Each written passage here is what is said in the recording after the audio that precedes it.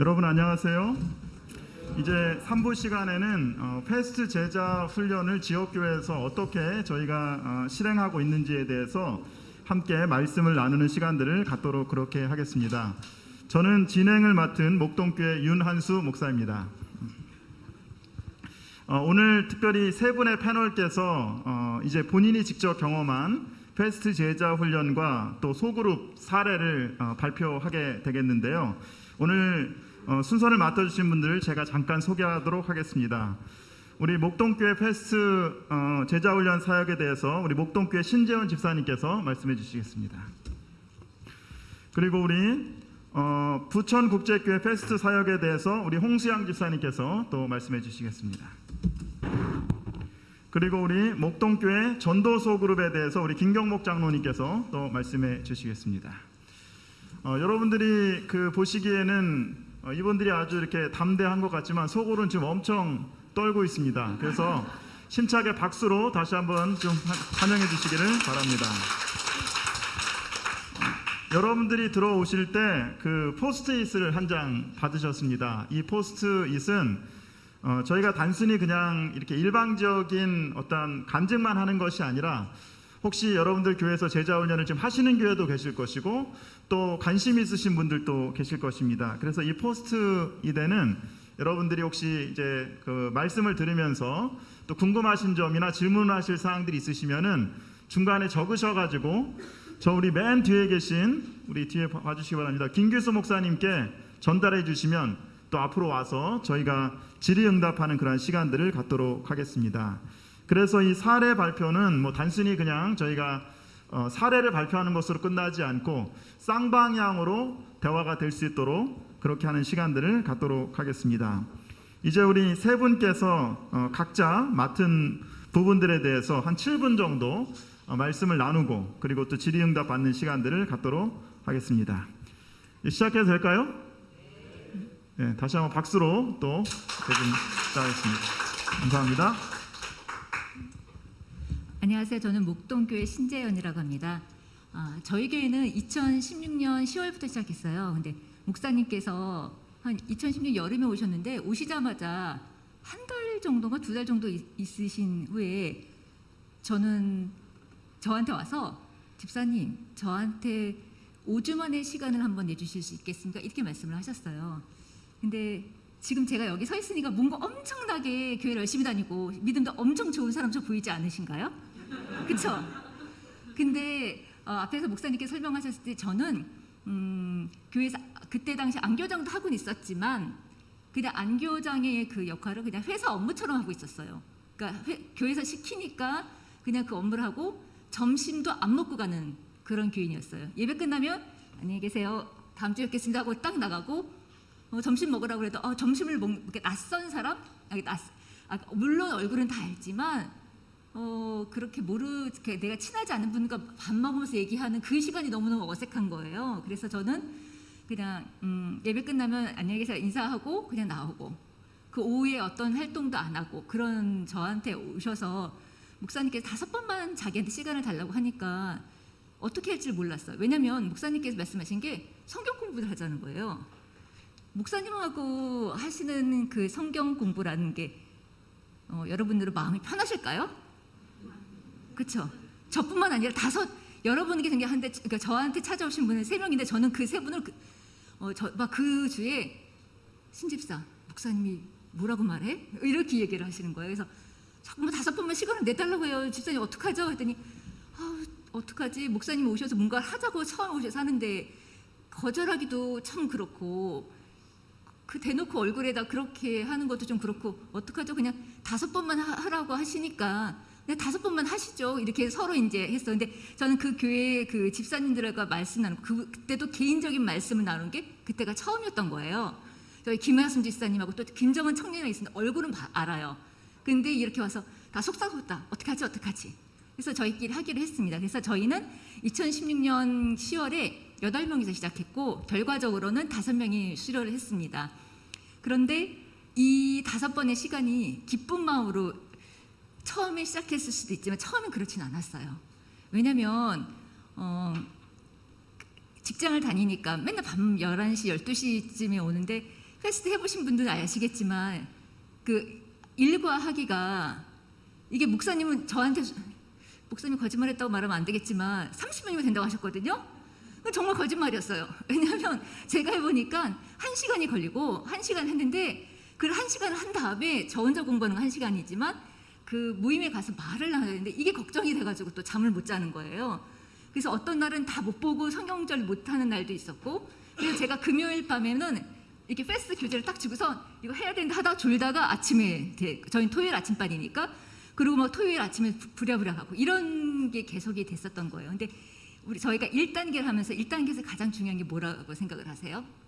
1단계는 말씀 암송이거든요. 그 말씀 암송을 하면서 그 기쁨이 정말 일주일에 한 개밖에 안 외우는데 왜 내가 이 말이 너무 좋고 이걸 외우면서 내가 어떤 생각이 들까 해서 그렇게 저는 조금씩 변화를 했던 것 같아요. 그래서 1단계, 2단계, 실습, 3단계가 무사히 마치고 저는 1기 졸업생이 됐습니다. 그래서 저는 목사님한테 직접 배운 수제자가 된 거예요. 다른 분들은 저한테 뭐 이렇게 배웠지만 저는 목사님한테 직접 배운, 저희는 직속지자라 항상 자랑을 하거든요. 제가 이번 주 구도자하고 시대의 소망 목요일 밤에 그 읽기 모임을 갖고 있습니다. 거기 시대의 소망 30장에 그러니까 예수님께서 12제자를 세우셨다 이런 제목이 있어요. 그랬을 때 목사님께서 맨날 자기는 페스트를 사람을 세우는 사역이라 생각하고 목사님의 사명도 사람을 세우는 거라고 계속 말씀을 하셨거든요.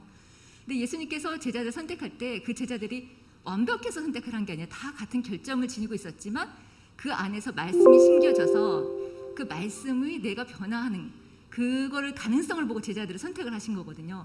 그래서 저는 몰랐었는데 다시 이번 주에 그 구도자랑 그 공부를 하면서 목사님께서 우리를 이렇게 5명을 이렇게 세우셨을 때 그 마음을 가지고 세우셨구나. 목사님도 예수님한테 배운 방법을 그대로 나한테 적용을 하셨구나. 그런 생각이 들었습니다. 그래서 저는 1기가 5명이고요. 그 다음에 목사님은 한 명에서 시작한 1기, 그 다음에 제가 1기 저희 5명이고 2기가 이제 4명이 졸업해서 총 저희가 9명이 됐습니다. 근데 3기 신청자가 몇 명인 줄 아세요? 11명이나 된 거예요. 3기 신청자가. 근데 11명이 되면 1기, 2기 리더들이 다 동원이 돼서라도 3기 11명을 커버하기가 좀 벅찼어요. 근데 3기에서 특징이 가장 뭐냐면 저희 1기는 다 그러니까 평신도로 가죠. 장로님 이런 분이 그냥 일반적인 청년, 그런 여집사 이런 사람들이었고 집사녀 이런 곳 대부분 그랬고 직책 없는 사람도 있었거든요. 근데 3기에서 제일 큰 변화가 장로님이 다 참여를 하시는 거예요.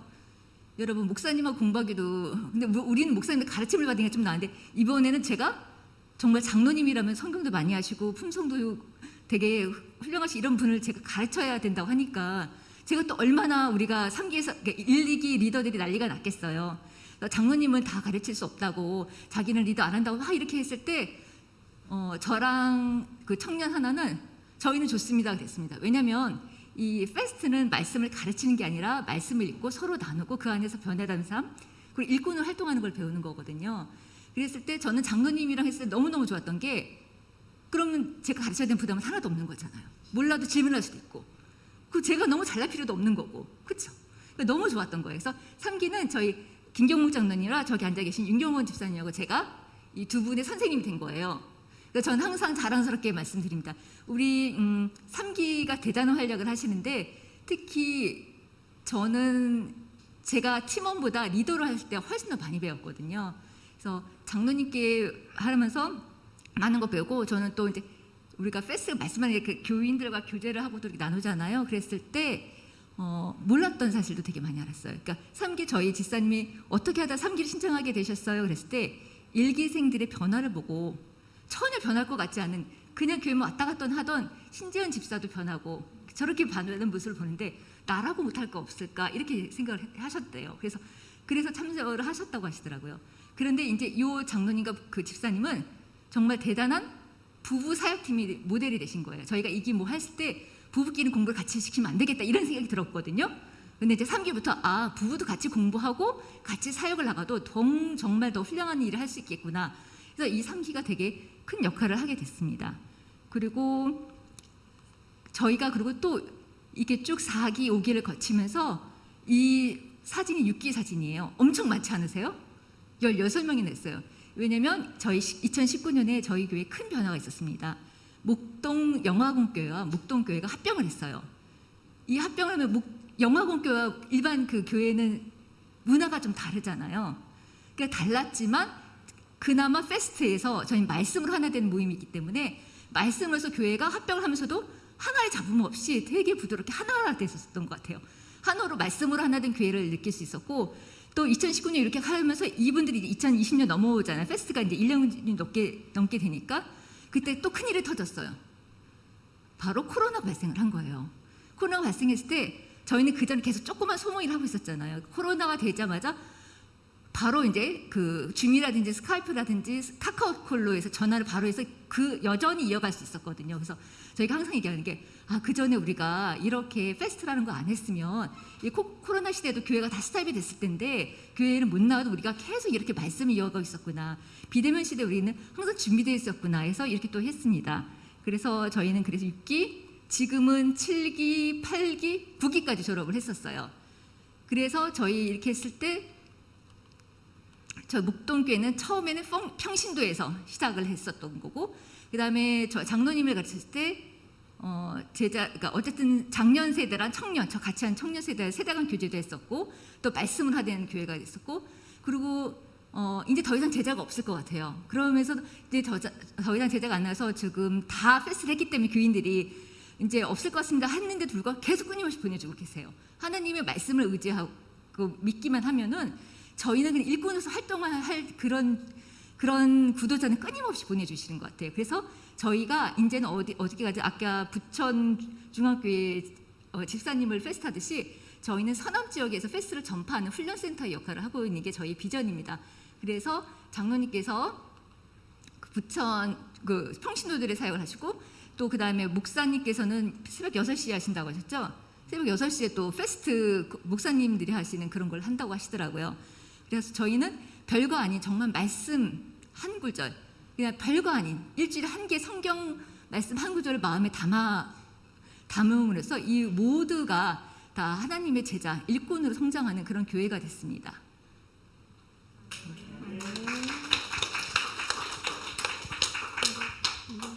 네, 집사님 감사합니다. 이제 우리 부천국제교회 우리 집사님께서 이제 부천국제교회는 또 어떻게 제자훈련이 진행되는지 함께 나누겠습니다. 네, 안녕하세요. 부천국제교회 홍수양 집사라고 합니다.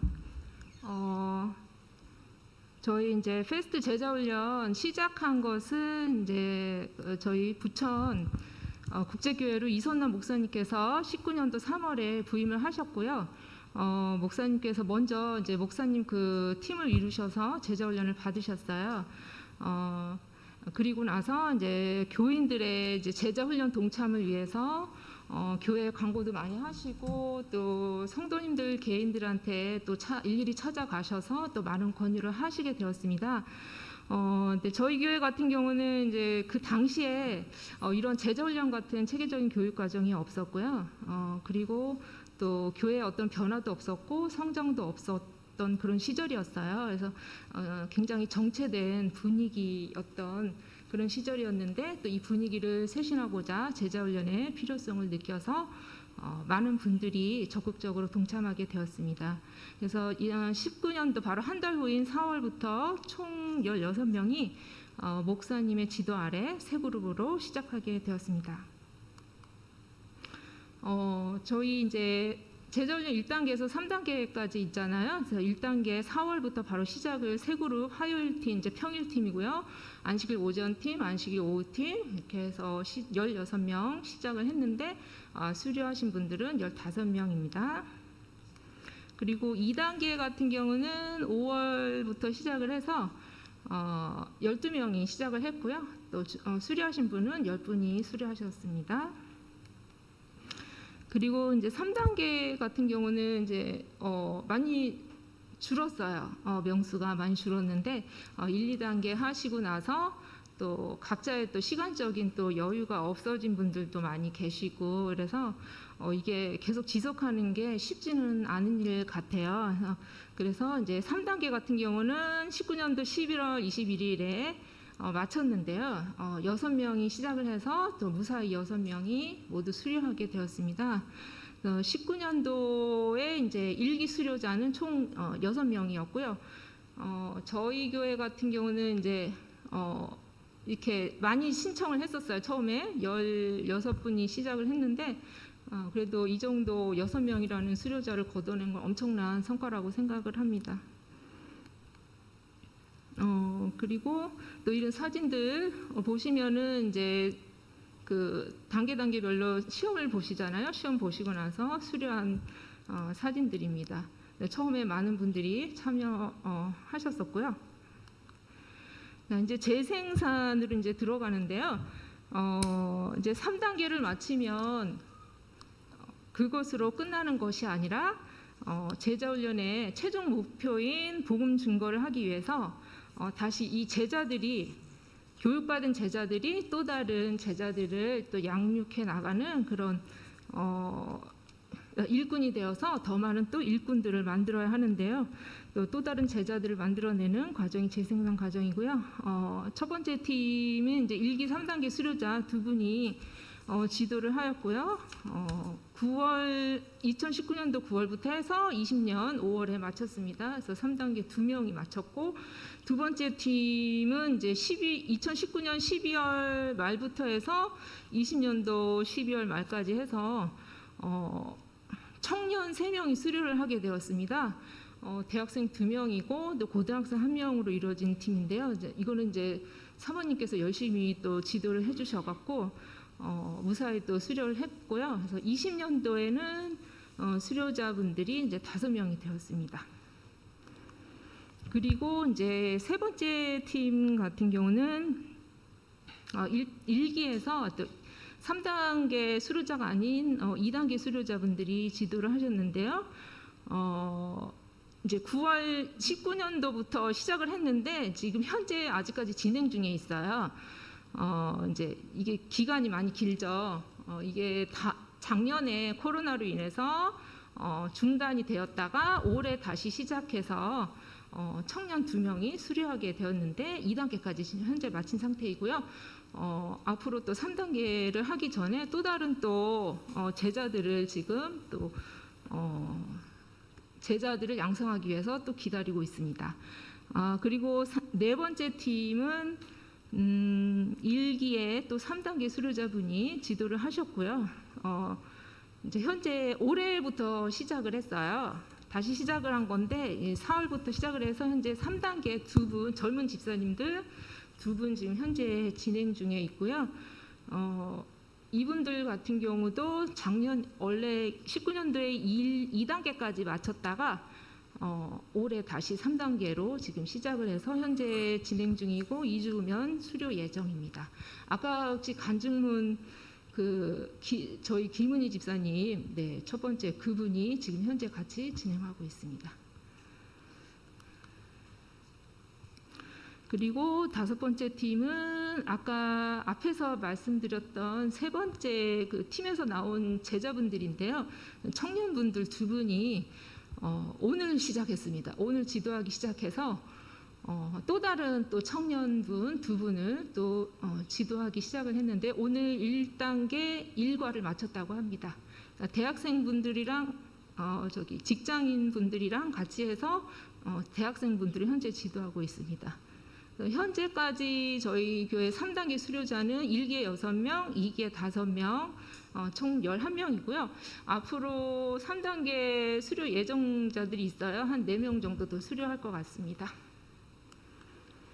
지금 현재 진행 중인 그룹들을 말씀드리면 지금 이렇게 사진을 보시다시피 이제 코로나로 인해서 주로 비대면 모임을 진행하고 있고 또 가운데 사진 같은 경우는 저희 학원 죄송합니다. 저희 교회가 학원교회예요. 영어 학원교회거든요. 그래서 학원에서 이제 교회 예배당에서 함께 또 공부하는 모습도 있고 또 온라인 줌 프로그램이나 뭐 카카오톡 그런 걸로 진행을 하고 있습니다.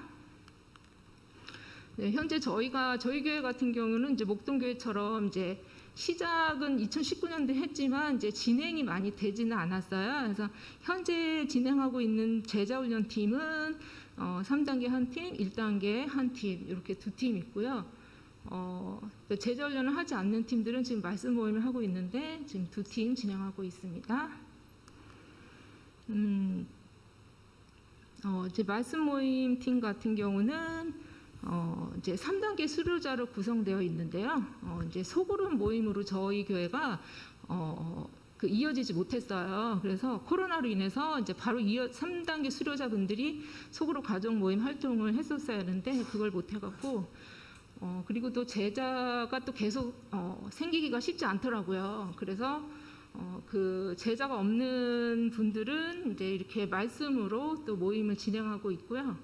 첫 번째 팀 같은 경우는 이제 작년반 4분으로 이루어져 있고 작년 한 해 동안부터 시작해서 저희 현재까지 지금 페스트 전도 자료 시리즈랑 성공적인 교회 7가지 역량 그리고 현재 시대 소망을 또 공부하면서 서로 또 말씀을 나누면서 각자 또 깨달은 은혜들을 또 함께 하고 있습니다. 그리고 두 번째 팀 같은 경우는 아까 그 앞에서 말씀드렸던 그 대학생 팀이 있어요. 대학생하고 고등학생 한 명이 있는 그 3명의 팀이 공부를 지금 계속 하고 있습니다. 시대의 소망, 생애의 빛, 그리고 각 시대 대쟁2, 다니엘서 지금 현재 그렇게 열심히 또 성실하게 아주 꾸준하게 열심히 하고 있습니다. 지금 간증문 이제 수료생들 간증문인데요. 이제 주로 3단계 수료생인데 이렇게 변한 모습이 보이지 않나요? 삶이 그러니까 소설책이 성경책으로 펼쳐져 있는 모습으로 바뀌고 또 이제 하나님의 그 하늘의 음성을 주의 깊게 경청하는 방법을 또 이렇게 알게 되고 마음이 더 뜨거워지는 그런 변화가 일어나는 것 같아요. 일단 제자 훈련을 하게 되면 처음에 한꺼번에 많은 변화가 일어나지는 않지만 바로 조금씩 변화가 일어나는 것 같아요. 네, 저희 이제 교회 같은 경우는 소그룹 목동교회처럼 소그룹 활동을 이제 시작을 못한 점이 굉장히 아쉬운 점이고요. 앞으로도 이렇게 목동교회처럼 더 활발하게 소그룹 활동을 진행하고자 하는 그런 소망이 있고 또 각 팀별로 또 더 많은 또 제자 양성을 위해서 또 기도하면서 또 준비 중에 있습니다. 네, 감사합니다. 감사합니다. 이제 마지막으로 우리 목동교회 김경목 장로님께서 우리 목동교회가 어떻게 소그룹을 진행하고 있는지, 그러니까 제자훈련은 기존 교인들을 이제 훈련시켜서 교인들을 제자로 삼고 일꾼을 이제 삼는 건데, 그러면 기존에 있는 교인들 다 제자훈련 시키고 나면 결국은 우리가 어떻게 해야 돼요? 다른 새로운 영혼들을 찾아서 나가서 그들을 전도해서 그들을 또 제자훈련 시켜야 되는데 어떻게 할 수 있을지 저희가 함께 또 같이 들어보도록 하겠습니다. 안녕하십니까, 목동교회 김경목입니다. 저도 사실 제자훈련 할 때 3단계까지 마치고 제자들을 키우면 끝나는 줄 알았어요. 근데 어느 날 목사님께서 소그룹을 만들어서 또 하자고 얘기하시더라고요. 근데 저희도 사실 가본 길이 아니기 때문에 많이 망설였고 반대하는 분도 있었지만 제가 항상 하는 얘기가 그거예요. 나쁜 길로 인도하지 않으면 그냥 쫓아가자고. 그래서 저희들이 일단 순종하는 마음으로 이 소그룹을 시작했는데 소그룹 명칭을 제가 이렇게 쭉 생각해 봤더니 옛날에 우리가 구역반 예배라고 많이 했었어요. 제가 어렸을 때 기억이. 그리고 소그룹이란 그룹도 교회 이름들이 좀 있고, 그리고 셀 그룹도 있고, 특히 호주 게이트 교회에서는 케어 그룹이라고 해서 시작을 했고요. 저희는 이름을 가족 모임이라고 붙였습니다. 왜냐하면은 가족 같은 마음으로 서로를 돌보자 하는 의미에서 목사님께서 가족 모임으로 명칭을 해주셨고요. 저희 목동교회 가족 모임을 소개하자면은 저희는 이 가족 모임의 기본 구성은 꼭 제자훈련 3단계를 마치신 분들만 해야 돼요. 그 이유는 제가 뒤에도 말씀드리겠지만 그래서 이 제자훈련 3단계를 마치신 제자들이 많이 필요해요. 소그룹을 운영하기 위해서. 그래서 일단은 우리가 3단계까지 마치는 많은 분들을 양성을 해내야 되고요. 그 다음에 저희들이 해보니까 최소한 3분, 5분에서 6분이 가장 부담 없고 좋은 것 같아요. 그래갖고 이런 분들이 혼자 하는 게 아니고 다 역할 분담을 해요. 집을 오픈하시는 분, 집 오픈하는 게 제일 중요해요, 사실은. 요즘 자기네 집에 손님 오는 거 다 싫어하잖아요. 자기 사는 모습 보여주는 거 싫어하고. 그래서 장소 제공하시는 분이 꼭 있어야 되고, 음식 담당하시는 분, 노래, 말씀, 또 사교적이신 분은 친교 담당도 하고, 또 기도회를 이렇게 이끄실 분들, 이거를 하나하나씩 이 멤버들이 역할을 맡으면은 자기 일만 하면 되기 때문에 굉장히 편해요. 근데 이걸 모든 사람이 다 스케줄을 잡고 모든 것을 다 하다 보면 너무 힘들기 때문에 한 가지 일만 하면은 이 소그룹은 운영을 할 수가 있습니다. 이 소그룹의 목표는 유일하게 하나예요. 전도예요. 첫째도 전도, 둘째도 전도. 그래서 이것의 목적은 구도자를 집으로 초대해서 관계를 갖는 겁니다. 우리가 전도를 하고 싶은 사람한테 우리 교회 갑시다 그러면 잘 안 가요. 근데 저희 집에 저녁 식사하러 오세요 그러면은 저녁 초대받았는지 알고 오십니다. 근데 오면은 이 3단계 제자 훈련을 마친 저희 교인들이 딱 포석을 하고 있거든요. 그러면 그분 한 분을 잘 관계를 맺는 것은 그렇게 어렵지가 않아요. 그 다음에 두 번째 저희들이 하는 주요한 이유 중에 하나는 이 멤버들 간의 기도 모임을 가져서 그 기도 모임 속에서 멤버들이 어떤 어려움이 있는지 서로 알아서 중보기도 해주고, 또 구도자가 어떤 상황에서 지금 있는지 알면은 그 구도자를 위해서 또 기도해주고, 그러면서 구도자뿐 아니라 교인들까지의 같이 돌봄 사역을 같이 하면서 이러한 것들이 목사님의 역할도 있지만 평신도끼리의 똘똘 뭉치는 가족 같은 모임이 굉장히 중요한 것 같아요. 그래서 저희들이 이 가족 모임 처음 시작할 때는 이것까지 해야 돼 하는 생각들이 많았지만 지금 저희가 코로나로 못 모이는 게 더 이상할 정도로 어색해졌어요. 오히려 이 가족 모임을 갖는 게 저희들은 이거 빨리 가졌으면 하는 생각들이 지금은 참 많습니다. 그래서 저희들이 2019년 5월 달에 첫 모임을 가졌습니다. 윤한수 목사님이 19년 연초에 호주 게이트 교회 이 케어 그룹을 일일이 다 방문하셨어요. 거기는 케어 그룹이 많이 있기 때문에 그것을 다 방문하시면서 직접 경험하시고 오셔갖고 시범적으로 퀘스트 제자 리더들을 모아서 시범적으로 모임을 한번 가졌어요.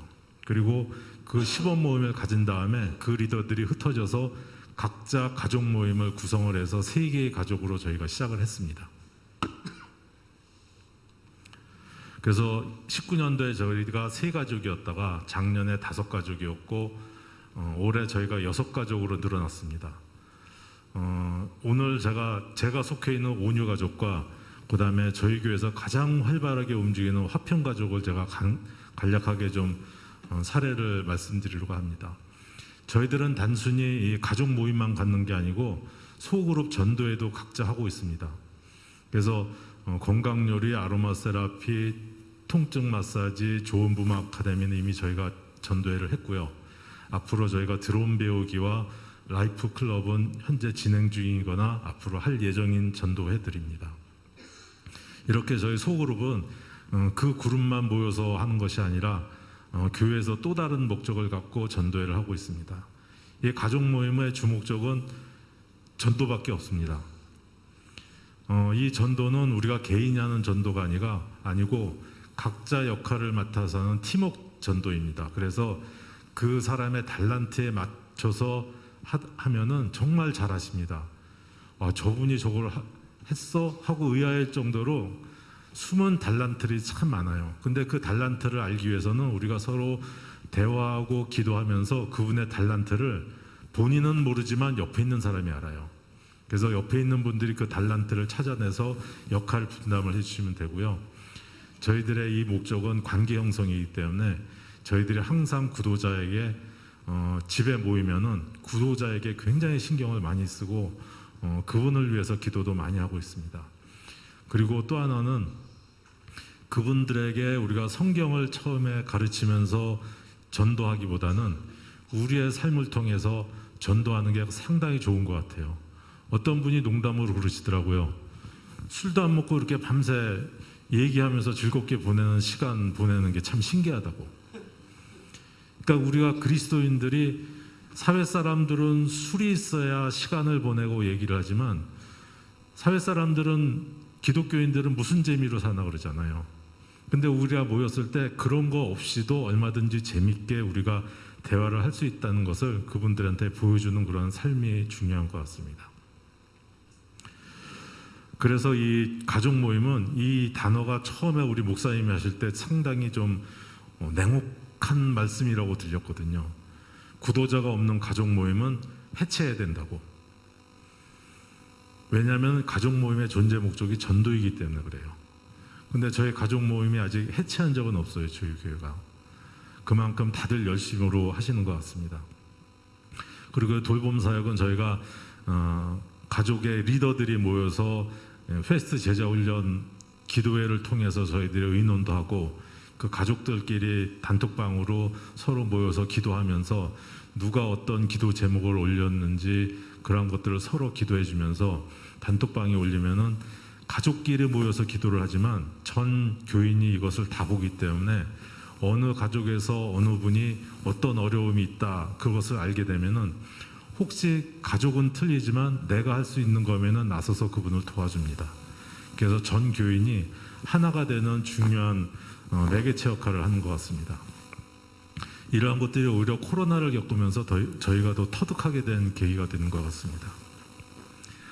이 가족 모임은 저희가 해보니까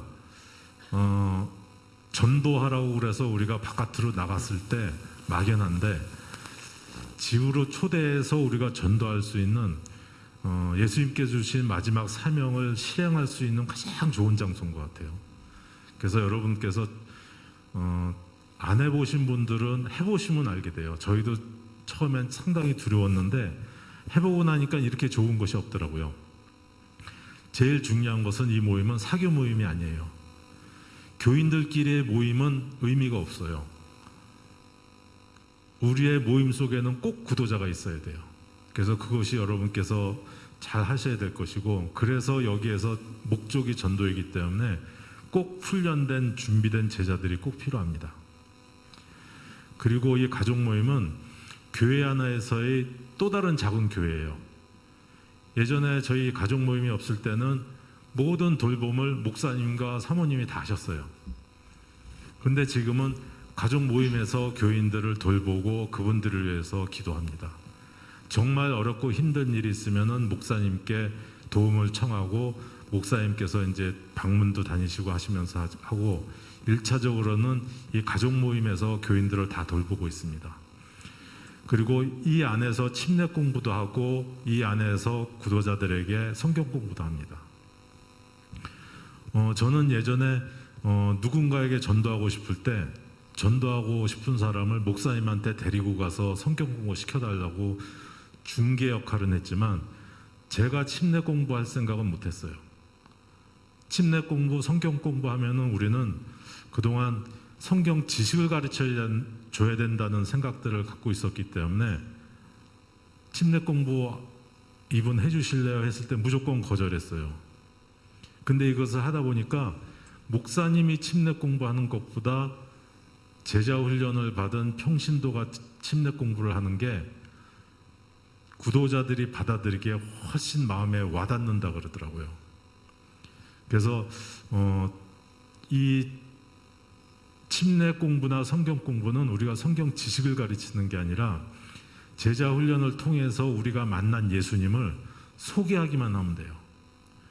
그동안 우리는 지식을 가르쳐야 되기 때문에 성경 지식은 목사님이 제일 잘하시니까 이것은 목사님의 몫이야라고 넘겼는데 그게 아니라 내가 만난 예수님을 전한다고 생각할 때는 오히려 평신도의 그 전도가 훨씬 더 좋다는 것을 저희가 느꼈습니다. 이 소그룹의 그 운행 방식은 이 사도행전 2장 42절에 있는 말씀을 근거로 하고 있습니다. 사도의 가르침을 받아 말씀이죠. 그다음에 서로 교제하고 음식 나누고 오로지 기도하기를 힘쓰니라.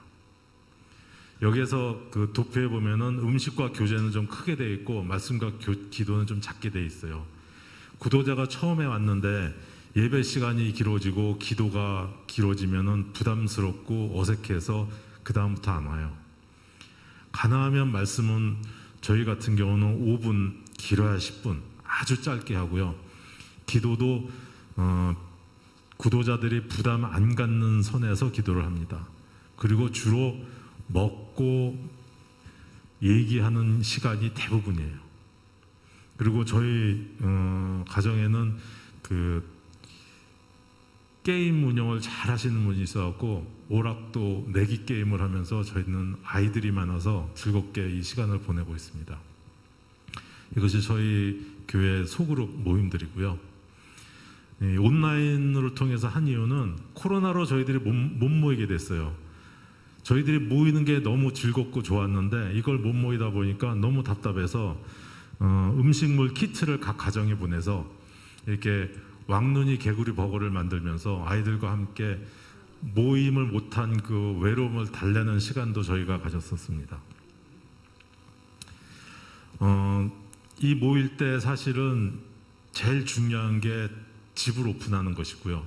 두 번째 힘든 게 음식 장만이에요. 저희들이 2번의 연습을 해봤는데 그러면서 저희가 음식 장만에 대한 노하우를 깨닫은 게 뭐냐면은 저희는 주로 30, 40대가 많았기 때문에 맞벌이 부부들이 많다 보니까 음식 준비를 할 수가 없어요. 그래서 저희가 어떻게 했냐면은 집을 오픈하신 분이 준비하는 것은 밥밖에 없어요.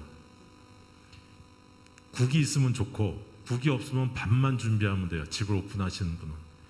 그리고 수저나 식기 세트는 교회에서 갖고 오면 돼요. 김치도 저희는 김장을 했기 때문에 김치도 교회에서 갖고 오면 돼요. 그리고 나머지 분들이 반찬을 어떻게 준비해 오느냐. 심지어는 김밥집 가서 김밥 사와도 돼요. 아니면 반찬 가게 가서 반찬 한 가지씩 사와도 되고 과일이나 떡도 사와도 되고. 그러니까 이 모임은 전도가 목적이지 먹기 위한 목적이 아니거든요. 근데 먹으면서 교제를 하다 보니까 음식은 필요하고 그래서 음식 준비하는데 저희는 가능하면 시간을 안 썼어요. 근데 간혹가다 이 집사님 중에서 우리 가족들을 위해서 음식 맛있는 걸 해주고 싶으신 분들이 간혹 있어요. 그럼 그런 분들은 가정에 한 1시간 반이나 2시간 전에 미리 오셔갖고 여기 보이듯이 라볶이도 미리 해주시고 하세요. 그러니까 음식 준비에는 절대 신경 쓰시면 안 돼요. 그래서 음식 담당하시는 분은 음식을 만드는 게 아니라 각 멤버들한테 이번에 뭐 준비해 오실 것입니까? 라고 물어봐서 음식이 중복 안 되게 배당만 하는 것이 음식 담당하시는 분이에요. 그러니까 음식 담당하시는 분도 부담이 없어요. 그 다음에 저희가 여기 동그라미 치신 분들이 저희 구도자예요. 저희 구도자였는데 그러면 이렇게 음식 나누면서 저희가 무슨 내용으로 대화를 할 건가? 제자 훈련을 하신 분들의 유일한 목적은 다 전도기 때문에 우리가 그냥 모이면 다 세상 사는 얘기들을 해요. 뭐 이 얘기, 저 얘기, 부동산 얘기, 무슨 얘기 이런 얘기로 흘러가는데 제자 훈련을 받은 사람들의 목적은 전도기 때문에 물론 그런 얘기도 해야 돼요. 자연스럽게. 그런데 그 이야기 속에서 저희가 해야 될 이야기는 일주일 동안 혹은 한 달 동안 내가 이런 일을 겪었는데 기도를 통해서 내가 이런 응답을 받았습니다 하는 자기의 신앙 간증들을 자꾸 이 대화 속에서 얘기를 하다 보면 참석한 구도자들이 이 사람들은 이런 신앙생활을 하는구나 라는 것을 이분들이 깨닫게 돼요. 그러면서 이분들도 조금씩 교인들, 그리스도인 생활에 조금씩 스며드는 그런 영향들이 있더라고요. 그래서 우리가 대화할 때 참 중요한 것 같고요. 그리고 아까도 말씀드렸지만 말씀은 5분, 길어야 10분. 구도자들이 어색하지 않게. 그리고 기도할 때도 이거를 돌아가면서 전부 다 하면은 또 구도자가 자기 차례인데 기도 안 하니까 이상하잖아요. 그러니까 기도할 때도 전부 다 하는 게 아니고 한 30% 정도의 분들만 대표를 기도를 하는데 또 기도할 때 내용이 오늘 아무개 구도자가 오셨는데 이분 우리 교회 나오게 해주세요. 침례받게 해주세요. 처음부터 이러면 이분들이 부담을 가져요. 그래서 기도 내용도 우리가 대화하는 중에 우리 구도자들이 했던 얘기들 중에서 힘든 일들이나 어떤 일들이 있으면 그걸 기억했다가 구도자를 위해서 기도하는 그러한 모습들을 보여주면은 이분들이 다시 한번 감동을 받게 됩니다. 그래서 저희가 얘기를 하다 보니까 우리 구도자가 운동을 되게 좋아하셨어요. 그래서 저희가 이 구도자 가족과 함께 스키장을 한번 갔고요. 그리고 따로 저희들이 이 구도자와 함께 스키장을 몇 번 다니면서 친교 활동을 통해서 이분들과 많이 가까워지는 계기를 삼았었습니다. 그래서 작년 10월 31일 날 저희 가족에서 1호 침례자가 나왔어요. 불행히도 이 남편분은 아직 확신을 못 가지셔갖고 못 하셨고, 부인이 먼저 침례를 받으셨고, 부인 침례 받으실 때 남편분도 오셔갖고 저렇게 축복을 해주셨어요. 그리고 확신 가지시면 침례 꼭 받겠다고, 아마 제 바람은 오래 받으실 거라고 확신을 하고 기도하고 있습니다. 그리고 저희 교회에서 가장 활발하게 움직이는 우리 화평 가족입니다. 오기장 집사님 한 분이 가족 10분을 전도했고 하고 있습니다. 현재도. 지금 그 왼쪽에 보이시는 분이 큰언니와 형부입니다. 이분들 제자 훈련 시켜서 침례받게 하셨고, 오른쪽은 이 큰언니의 두 딸과 큰 사위, 이분들 침례받고 3단계까지 제자 훈련 마치셨습니다. 그리고 지금은 이 작은 사위가 또 구도자가 되어 있고요. 또 이 오기정 집사님이 작은 언니, 또 남동생 이런 분들과 지금 침례 공부를 또 하고 있습니다. 이렇게 제자 훈련을 하는 이유는 자기 가족이 소중하기 때문이에요. 그래서 저희가 이름 붙인 것도 가족 모임입니다. 그래서 이 화평 가족에는 두 분의 걸출한 리더들이 계세요. 이 가족 모임이 잘 되기 위해서는 그 가족 모임에 정말 리더가 중요해요. 이 두 분의 리더들을 통해서 이 화평 가족이 굉장히 잘 되고 있습니다. 이 두 분이 구도자들을 정말 눈이 반짝반짝하면서 찾고 계세요. 근데 이렇게 찾고자 하는 분한테는 하나님께서 구도자를 또 보내주세요. 그래서 저희 목동교회의 목표이고 저의 바람은, 누군가가 저에게 물어보면 저는 이렇게 대답하는 게 저의 바람입니다. 가족 모임을 가진 교회가 아니라 가족 모임 기반의 교회입니다 라고 말하고 싶은 게 저희 소망입니다. 그리고 저희 교회에서는 두 가지 이 핵심적인 일을 하나 했는데요. 첫 번째는 우리 목사님께서 기도 제목 중에 하나가 교회 직원회에 참석하는 모든 분들이 제자 훈련을 했으면 하는 바람이었어요. 근데 그것이 저희가 작년에 이루어졌고요. 그래서 지금은 저희가 그 직원회의를 할 때 첫 번째 안건이 제자훈련 현황 보고입니다. 그래서 우리 신재원 집사님이 지금 어느 분이 누구와 몇 단계 몇 과를 하고 있습니다. 또 어느 분이 지금 누구와 침례 공부를 하고 있습니다. 또 어느 분이 지금 누구와 성경 공부를 하고 있습니다. 그 진행상을 다 얘기를 발표를 하시면은 그 다음에 구도자를 어떻게 연결할 것인지, 다음 이 단계에서는 어느 분이 리더가 될 것인지, 그러한 것들을 계획 세우는 것이 저희 직원회의 1번 안건입니다. 근데 이것이 다 된 이유는 제가 이번에 준비하면서 이렇게 대충 봤더니 저희 교회 아이들과 청소년 빼고 난 성인 교인의 60%가 넘었어요. 제자 훈련 마친 사람들이. 우리 코로나 그 백신 맞고 그 집단 면역이 70%라고 그러잖아요. 저희 교회가 이제 집단 면역 70%에 도달하고 있습니다. 여기에 도달하게 되면은 정말 많은 일을 할 수 있을 것 같아요. 저희가 또 하나는 이 첫 번째는 프로그램을 폐지했는데요. 저희는 처음에 저희가 제자 훈련 한 3기 정도 할 때부터는 저희 교회 모토는 첫째도 제자 훈련, 둘째도 제자 훈련이었어요. 그래서 제자 훈련에 방해되는 것은 다 스톱시켰어요. 그 중에 하나가 여러분께서 혹시 놀라시겠지만 찬양대를 스톱시켰어요. 그냥 점심 식사를 하고 찬양대원들이 모이면은 그분들이 핵심 멤버들인데 제자 훈련을 하는데 방해가 되는 거예요. 그리고 찬양대를 하고 나면 지쳐서 제자 훈련보다는 집에 가려고 하고, 그래서 찬양대를 스톱시켰어요. 그리고 나서 저희들이 제자 훈련을 계속 하고 있습니다.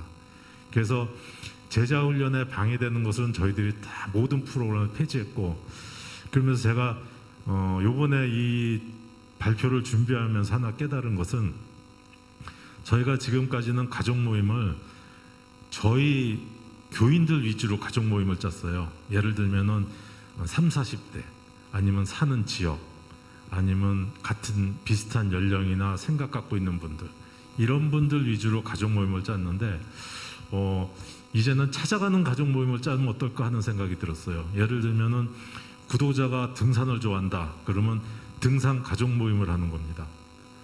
또 사춘기 있는 아이 때문에 너무 고민을 하는 구도자가 있으면은 사춘기 가족 모임 해서 같은 생각을 갖고 있는 분들끼리 모여서 모임을 가지면서 거기서 전도를 하면 또 어떨까 하는 생각이 좀 들었고요. 정로의 계단에 보면 이런 말씀이 있습니다. 구주께서 말씀하시기를 사람이 거듭나지 아니하면, 즉 사람이 새 마음과 욕망과 새 목적과 새 동기를 받아 그것들로 새 생에 들어가지 아니할 것 같으면 하나님 나라를 볼 수 없다고 하셨다. 제자 훈련을 해보신 분들은 아시겠지만 동기와 목적이 생겨요. 근데 그 동기와 목적을 실행할 수 있는 것이 바로 이 소그룹입니다. 그래서 비록 가보지 않은 길이지만 한번 가보시면은 이 길이 정말 좋은 길이라는 것을 아시게 될 것 같습니다. 그래서 여러분들께서 용기 내셔서 한번 실행해 보시는 그러한 교회들이 됐으면 좋겠습니다. 감사합니다.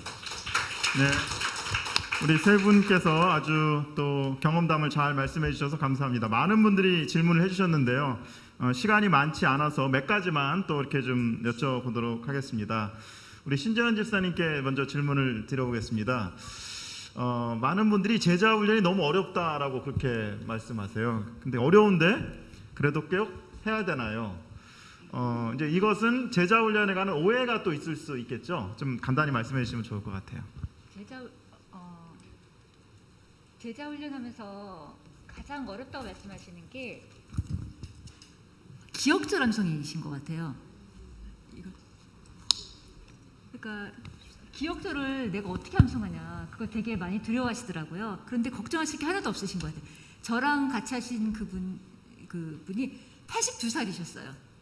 제일 잘해오셨어요. 제가 같이 만나서 공부하신 분이 제일 잘하신 분이 82살 되신 분이셨고, 그다음에 70대 분이 되게 잘하셨고, 근데 오히려 젊은 사람들이 못해요. 왜냐하면 젊은 사람들은, 그러니까 나이 드신 분들은 매일매일 하시는 거예요. 매일매일 아침에 저희가 보시면 저 1단계 할 때 집사님들은 새벽 4시에 4시 5시에 막 올리시더라고요. 카톡방이 있어요. 근데 일어나시자마자 외우시는 거예요. 일어나시자마자 기도하고 바로 내가 올리시고, 그러니까 그렇게 되면 일어나신 순서를 알고 있는데 4시에 올리고 뭐 5시에 올리고 서로 경쟁하듯이 올리시고, 맨날 올리시면서 외우시고, 그다음에 이런 거를 갖다가 냉장고 뭐라든지 온 방마다 다 붙여 놓으시는 거예요. 자기 눈에 보이는 데 다.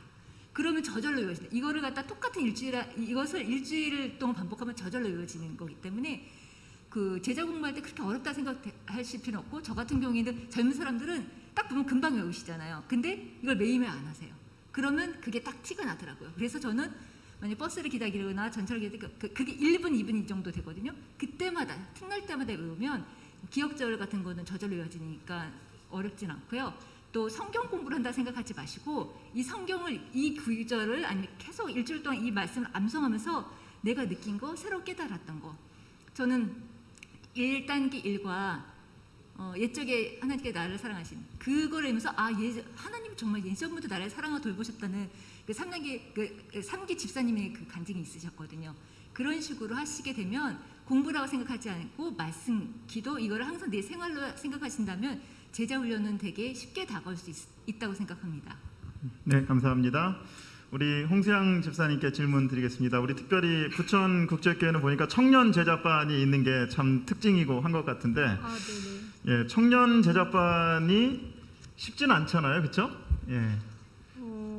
청년 제자반이 쉽진 않죠. 청년들이 각자 또 스케줄도 있고 또 그래서 모이기가 쉽지는 않은데 어떻게 또 저희들이 이제 각 팀별로 그 제자훈련 팀과 또 말씀 모임 팀별로 저희가 꾸준하게 기도를 해왔어요. 그래서 이제 제자들을 더 많이 보내주세요 하고 이렇게 하나님께 기도를 하고 또 꾸준하게 이렇게 작년 한 해 동안 기도를 했고 또 이전에 청년 이제 활동을 하셨던 그 아까 말씀드렸던 대학생 두 분이랑 고등학생 지금 고3인데요. 지금 고3임에도 불구하고 현재까지 지금 진행을 하고 있습니다. 너무나도 성실하고 또 아주 대견한 학생들인 것 같습니다. 그래서 그런 학생 같은 경우는 이제 처음에 그 말씀을 목사님이나 사모님이나 이렇게 좀 잘 잡아주셨던 것 같아요. 그래서 그런 계기가 있었기 때문에 제자 훈련까지 잘 또 이렇게 동참하게 되었고 또 그거를 또 마치고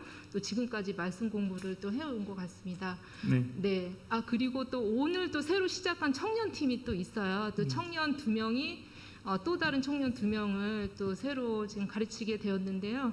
이것도 저희가 사실 저도 깜짝 놀랐어요. 최근에 들었는데 기대하지 않았었거든요. 그동안 코로나 때문에 이제 제자 양성하기가 굉장히 힘들었거든요. 근데 꾸준한 기도 덕분인 것 같습니다. 네, 감사합니다. 우리 김경목 장로님께 질문 하나 드리겠습니다. 목동교회는 이제 가족 모임이 3개가 있었다가 5개가 있었다가 6개가 됐다고 이렇게 말씀드렸는데 그 가족 모임이 그렇게 이렇게 나눠질 수 있는 거는 어떤 기준으로 그게 나눠지는 것인지, 목동교회 가족 모임은 몇 가족이 핵심이 되는 것인지 뭐 그런 것들에 대해서 좀 말씀해 주실 수 있을까요? 우선 저희는 6가족으로 지금 나뉘어 있고요. 사는 지역 또 아이들 가진 젊은 세대 부부들 또 40대 부부들 이렇게 좀 나눠져 있는데 각 그룹마다 리더들을 통해서 그 가정이 잘 운영되고 있는 것 같습니다. 처음에 3가족에서 지금 6가족 된 이유는 3가족이 점점 발전하면서 거기서 리더와 부리더를 통해서 부리더를 자꾸 리더를 키우는 거예요. 그래서 이 부리더가 나와서 다시 리더가 되는, 자꾸 사람을 키워나가는 과정이 그 가족 모임에서도 계속 진행이 되고 있습니다. 네, 감사합니다. 이제 시간이 다 되어서 나머지 것들은 저희가 다 나눌 수는 없겠지만 몇 가지 정말 좋은 질문들을 주셨습니다. 제자 훈련을 마치고 재생산을 하고 싶은데 제자가 없어요. 어떻게 해야 할까요? 제자 훈련을 하는데 종종 빠지는 제자들이 있습니다. 그럴 경우에는 어떻게 해야 할까요? 전에 교회에서 해봤는데 별 효과가 없어서 제자 훈련에 대한 반응이 별로일 경우 어떻게 시작할 수 있을까요? 꼭 제자 훈련을 받아야만 전도를 할 수 있을까요? 가족 모임 케어 그룹을 할 때 주의할 점은 또 무엇입니까? 이런 여러 가지 질문들을 다 하려면 오늘 1시간을 더 돼야 할 것 같습니다. 아무쪼록 또 이 질문들에 대해서도 또 개인적으로 저희가 또 답해 드리도록 그렇게 하겠습니다. 지금까지 수고해 주신 우리 3분들 다시 한번 박수로 격려해 주시기 바랍니다. 감사합니다.